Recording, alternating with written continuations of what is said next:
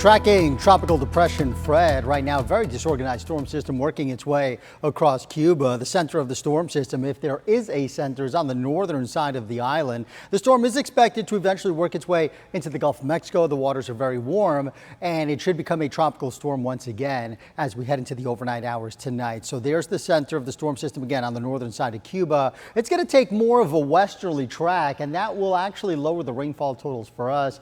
And the wind gusts for us, not too bad, anywhere from 20 to maybe 30 miles an hour. So as we head into the overnight hours, becomes a tropical storm once again, winds of 40 miles an hour. Then it pushes up towards Pensacola.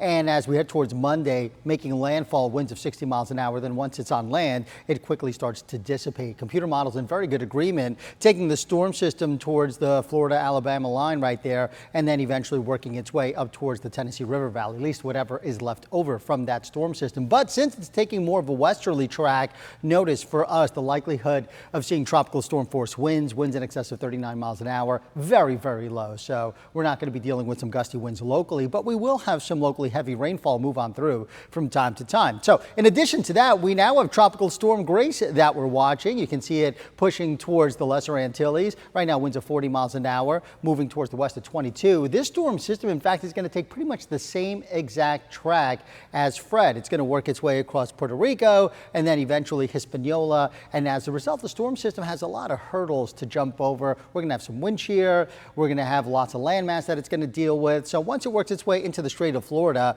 and approaches South Florida, we're talking winds of 45 miles an hour. This is Thursday. All the computer models that I'm looking at keep the storm system to our south and then eventually into the Gulf of Mexico, keeping it very disorganized as well. But we could be dealing at least with some locally heavy rainfall as we head towards the middle and the end of the week from that storm system. So here's what it looks like outside right now.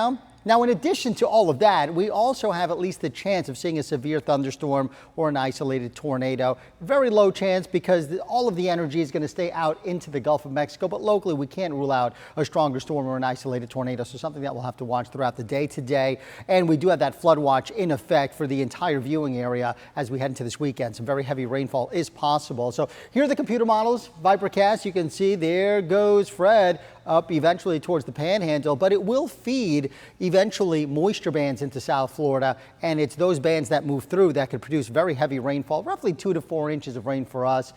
Generally 1 to 2 underneath some of those heavier thunderstorms, though, especially if they linger. That's where we could be dealing with some heavier downpours and some more rainfall. So flooding could be an issue.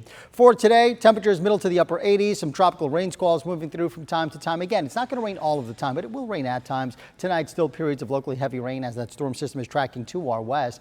And here's your first alert 7-day forecast. By Monday, we're back to a summertime pattern, but then by the end of the week, we will be tracking Grace.